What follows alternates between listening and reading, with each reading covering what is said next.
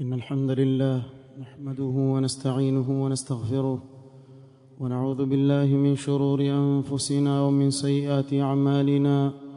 من يهده الله فلا مضل له ومن يضلل فلا هادي له، وأشهد أن لا إله إلا الله وحده لا شريك له، وأشهد أن محمدًا عبده ورسوله. يا أيها الذين آمنوا اتقوا الله حق تقاته ولا تموتن إلا وأنتم مسلمون. يا أيها الناس اتقوا ربكم الذي خلقكم من نفس واحدة وخلق منها زوجها وبث منهما رجالا كثيرا ونساء، واتقوا الله الذي تساءلون به والأرحام إن الله كان عليكم رقيبا. يا أيها الذين آمنوا اتقوا الله وقولوا قولا سديدا يصلح لكم أعمالكم ويغفر لكم ذنوبكم، ومن يطع الله ورسوله فقد فاز فوزا عظيما. أما بعد، فإن أصدق الحديث كتاب الله، وخير الهدى هدى محمد صلى الله عليه وعلى آله وسلم، وشر الأمور محدثاتها، وكل محدثة بدعة، وكل بدعة ضلالة، وكل ضلالة في النار. أيها الناس عباد الله، يقول الله سبحانه وتعالى: وأقم الصلاة لذكري. عباد الله، الله سبحانه وتعالى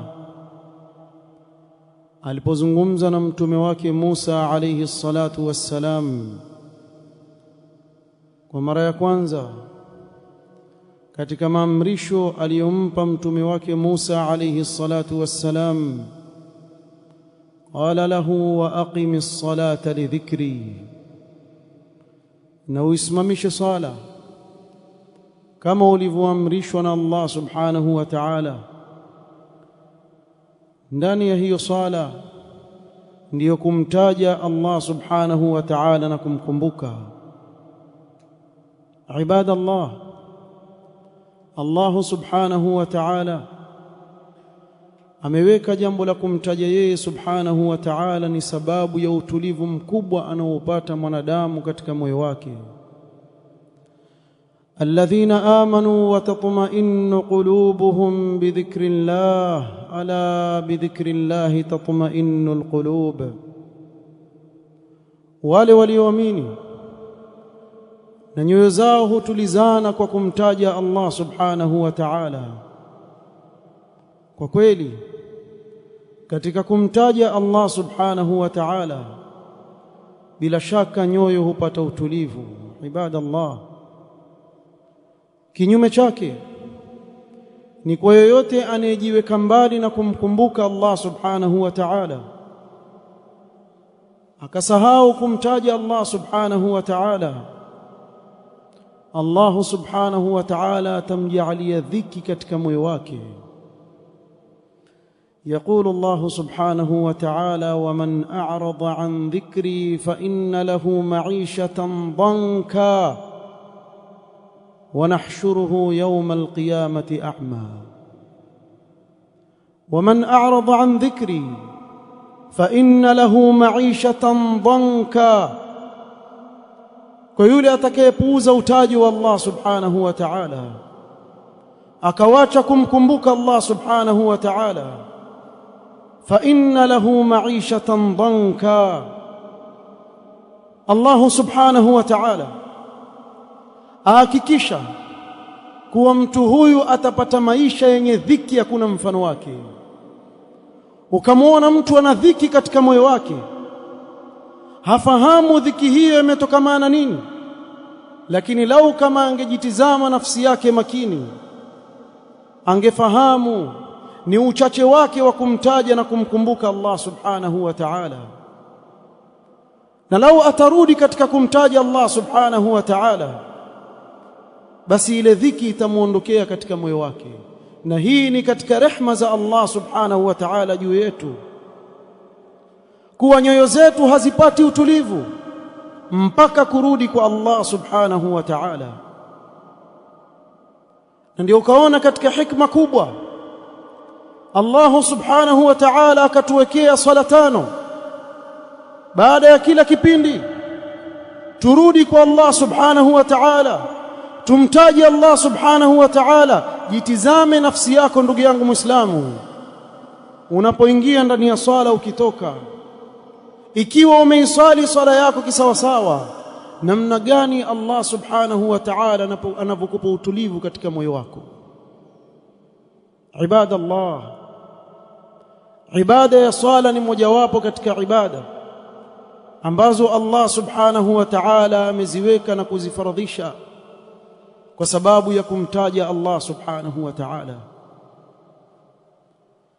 Na haswa kuna baadhi ya sala Allah subhanahu wa ta'ala akazipa fadla, na miongoni mwa sala hizo ni salatul fajri, ambayo leo wengi katika watu hulala wakapitikiwa na usingizi, ikawapita salatul fajri.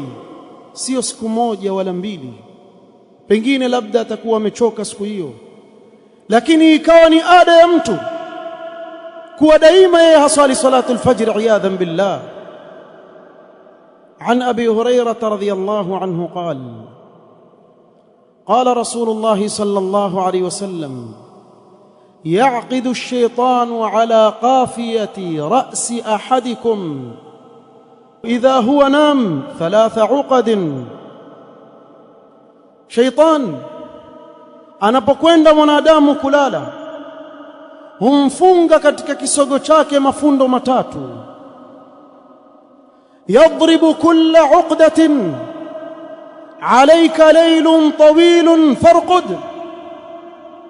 Katika kila fundo analompiga huyu mwanadamu katika kisogo chake humwambia una usiku mrefu, lala na uendelee kulala. فإذا استيقظ فذكر الله انحلت عقدة. Mtume sallallahu alaihi wasallam asema, ikiwa atamka amtaji Allah subhanahu wa ta'ala, moja katika yale mafundo matatu litaondoka, litafunguka fundo lile. Fa in tawadda inhallat 'uqdatun, akitawadha fundo la pili lafunguka. Fa in salla inhallat 'uqdatun fa asbaha nashitan tayyiban nafs, وإلا أصبح خبيث النفس كسلان. رواه البخاري ومسلم. Mtume sallallahu alaihi wasallam asema, akiamka na kuswali swala yake ya asubuhi, basi fundo la tatu litaondoka na kufunguka, akawa mchana wake kama ule utampitia akiwa na utulivu wa moyo, nafsi yake imetulizana, amechangamka. Kinyume na hivyo, asbaha khabitha nafsi kaslan, ataamka ikiwa nafsi yake ni khabithi, ina uovu na ukorofi, na ataamka na uvivu kwa sababu ya kupitikiwa na salatul fajri. Ibadallah, vita vya kwanza ndugu yangu Muislamu baina yako wewe na shetani ni wakati wa alfajiri. Ikiwa utashinda vita hivyo, basi biidhnillahi ta'ala siku yako nzima itapita kwa uzuri na utulivu. Na akikushinda sheitan, na kama alivyoeleza Mtume sallallahu alaihi wasallam, dhaka rajulun bala ash-shaytanu fi udhunayhi, akimzungumzia anayepitwa na salatul fajri, asema huyo ni mtu ambaye sheitani amemkojolea katika masikio yake. Wallahi, lau kama mmoja wetu atakojolewa na mtoto mdogo katika wanadamu hawezi kuridhika. Vipi wairidhia nafsi yako kila siku sheitan akukojolea katika masikio yako, akudharau, amekushinda katika kitu cha kwanza kabisa asubuhi? Itakuwaje siku ya mtu kama huyu? Wallahu almusta'an. Aqulu ma tasma'un وأستغفر الله. الحمد لله رب العالمين، والصلاة والسلام على المبعوث رحمة للعالمين نبينا محمد وآله وصحبه أجمعين. أما بعد، فيا أيها الناس عباد الله.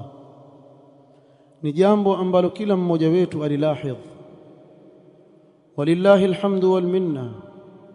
Ukitizama katika salatu aljumua au tizama katika sala nyingine, utakuta idadi ya waislamu katika misikiti ni kubwa, walillahi alhamd. Lakini ma'al asaf alshadid, ukitizama katika salatu alfajri utawakuta ni wachache sana wanaohudhuria salatu alfajri kwa jamaa, na hili ni jambo la kusikitisha, na ni miongoni mwa alama zinazoonyesha kwa nini leo umma wa Kiislamu ni mdhalilifu. Mbali na kuwa tuko mbali na dini ya Allah subhanahu wa ta'ala, hata ibada ya faradhi kama hii wengi kati yetu sisi yawapita, iyadhan billah. Ibadallah, lau kama tungelijua fadla iliyomo ndani ya salatu alfajri, tungelikuwa tushindana katika kuingia misikitini. An Aisha radhiyallahu anha wa ardhaha قالت قال رسول الله صلى الله عليه وسلم ركعتا الفجر خير من الدنيا وما فيها رواه الإمام مسلم. متوم صلى الله عليه وسلم akizungumzia fadhila ya kuswali rak'a mbili za sunna za kabla alfajiri, asema khairun min ad-dunya wa ma fiha, ni bora kuliko dunia na vilivyomo ndani yake. Yaangalie vizuri maneno haya, khairun min ad-dunya wa ma fiha. Katika hii dunia kuna vitu vingapi ambavyo watu waviona ni vyenye thamani, lakini rak'a mbili peke yake kabla ya kuingia katika faradhi ya salatu alfajri ni bora kuliko yote unayoona mbele ya macho yako katika dunia yote na vilivyomo ndani yake. Fakaifa bi salati alfajri ibadallah, ikiwa hii ni sunna, fadhila ya salatu alfajri itakuwa ni kubwa iliyoje mbele ya Allah subhanahu wa ta'ala. Ni wangapi kati yetu sisi fadhila kama hii twaikosa? Ibadallah, يروي لنا أمير المؤمنين عثمان بن عفان رضي الله عنه وأرضاه قال سمعت رسول الله صلى الله عليه وسلم يقول من صلى العشاء في جماعة فكأنما صلى نصف الليل، ومن صلى الصبح في جماعة فكأنما صلى الليل كله، رواه الإمام مسلم. Mtume sallallahu alayhi wasallam akieleza fadhila kubwa ya sala hizi mbili, anayesali salat al-isha kwa jamaa, basi huyu ataandikiwa ni kana kwamba amesimama nusu ya usiku, na akikamilisha kwa kuisali salatu al-fajr kwa jamaa ataandikiwa thawabu ni kama amesimama usiku mzima kufanya ibada wakati alikuwa amelala. Ibadallah, ni fadhila kubwa zilizoje hizi ambazo wengi kati yetu sisi twazikosa. An Abi Hurairah radhiyallahu anhu qala qala Rasulullah sallallahu alayhi wasallam inna athqala salatin ala almunafiqin صلاة العشاء وصلاة الفجر، رواه البخاري ومسلم. Ikiwa hiyo haikukutosha ya fadhila, basi kimbia hii sifa, usije ukaingia katika kuwa na sifa katika sifa za wanafiq. Mtume sallallahu alaihi wasallam asema inna athqala salatin ala almunafiqin, hakika sala iliyo nzito zaidi kuiswali kwa wanafiq salatu al-isha wa salatu al-fajr, ni sala ya isha na sala ya al-fajr. Enyi ndugu zetu tunaokosa salatu al-fajr, twajinasua vipi sisi na unafiq, wakati katika sifa za wanafiq alizozitaja Mtume sallallahu alaihi wasallam ni kuwa kwa wao salatu al-fajr ni nzito mno, na kadhalika salatu al-isha. Allah ibadallah, Mtume sallallahu alaihi wasallam aondoka duniani, maneno ya mwisho asikiwa akisema as-salah as-salah wama malakat aymanukum.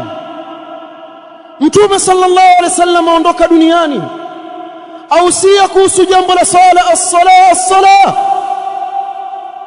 Kwa hivyo tushikamani na wasia huu wa mtume wetu sallallahu alaihi wasallam, na ndio wasia wa mwisho aliowapa umma wake. Walhamdulillahi rabbil alamin.